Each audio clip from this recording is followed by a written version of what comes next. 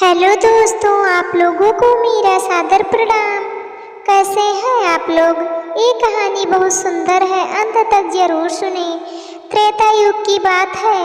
कैलाश पर्वत पर पार्वती भगवान शिव के साथ प्रातः भ्रमण कर रही थी। शिव बड़े प्रसन्नचित्त थे। अचानक पार्वती ने उनसे कहा, स्वामी आप बड़े ज्ञानी हैं, जन्म मरण और मोह माया के बंधनों से परे हैं। इन सभी बंधनों से छुटकारा पाकर मैं सदैव आपके साथ रह सकूं, ऐसा ज्ञान मुझे दीजिए। पार्वती जी की इच्छा पर भगवान शिव मुस्कुराकर बोले, ठीक है, मैं तुम्हें वह ज्ञान अवश्य दूंगा, किंतु इसके लिए कोई ऐसा एकांत स्थान खोजना होगा जहां हम दोनों के अलावा कोई तीसरा न हो। पार्वती और भगवान शिव दोनों ही हिमालय में ऐसा स्थान खोजने लगे।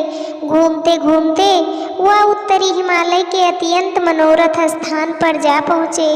वहाँ एक विशाल गुफा थी। दूर दूर तक किसी प्राणी का चिन्ह नहीं था। भगवान शिव को वह गुफा पसंद आ गई। पार्वती जी के साथ वह उस गुफा में चले गए। आशा के विपरीत गुफा में उन्होंने कुछ पक्षी देखे। पक्षियों को देखकर पार्वती उदास हो गई। भगवान शिव ने उनकी मनोदशा भांप ली। वहीं बैठकर उन्होंने सांस द्वारा वायु अपने अंदर खींचनी शुरू कर दी।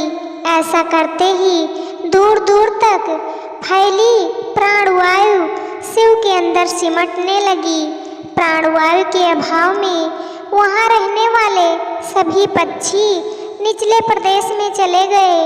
अब पूर्ण एकांत पाकर पार्वती ने संतोष की सांस ली। भगवान शिव बोले, अब यहाँ हम दोनों के अतिरिक्त कोई नहीं है। मैं तुम्हें यहाँ अमर ज्ञान का उपदेश दूंगा, ध्यान से सुनना। बीच बीच में हुंकारा भरती रहना, ताकि मुझे पता चलता रहे कि तुम सुन रही हो। ज्ञान देते समय मैं समाधि में रहूंगा। पार्वती की स्वीकृति पाकर भगवान शिव समाधि लगाकर बैठ गए। उनके श्रीमुख से अमर ज्ञान की अमर कथा फूटने लगी। सारी गुफा दिव्य आभा और सुगंध से भर उठी। कथा सुनते सुनते पार्वती जी इतनी विभोर हो उठी कि उन्हें निद्रा ने घेर लिया। कब नींद आ गई पता ही नहीं चला। अमर कथा समाप्त हुई तो भगवान शिव की समाधि टूटी। देखा पार्वती जी बेसुध होकर सोई पड़ी थी।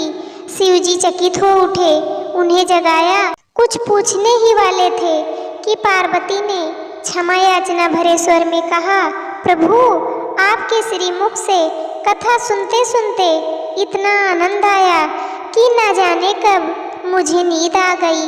मैं पूरी कथा नहीं सुन पाई।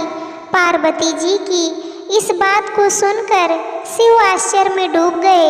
बोले, कथा कहते कहते मैं बीच बीच में हुंकारा सुन रहा था और मुझे लग रहा था कि तुम कथा सुन रही हो।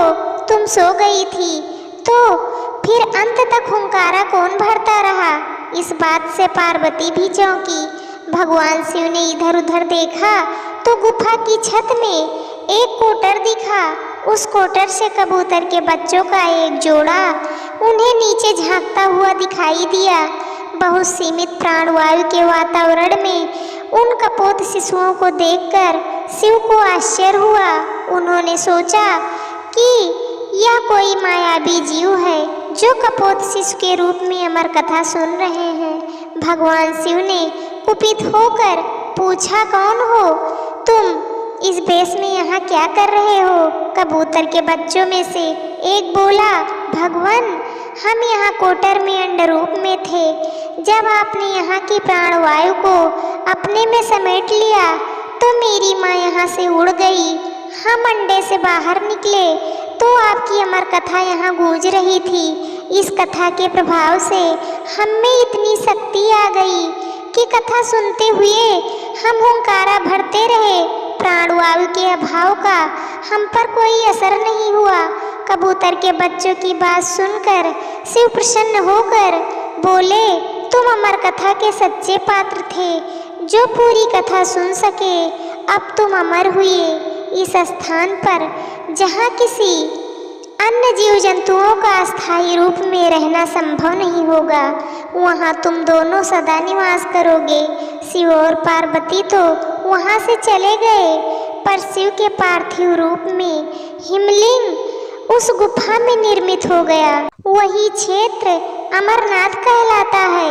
आज भी अमरनाथ की पवित्र गुफा में कबूतर के जोड़े रहते हैं, जो कभी कभी यात्रियों के कोलाहल से डरकर कोटर से निकलकर उड़ते हुए दिखाई देते हैं। जय भोलेनाथ की। दोस्तों, ये प्रसंग आप लोगों को कैसे लगा, आप लोग कमेंट करके ज़रूर बताना।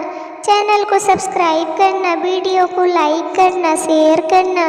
वीडियो को अंत तक देखने के लिए आप लोगों का तहे दिल से धन्यवाद।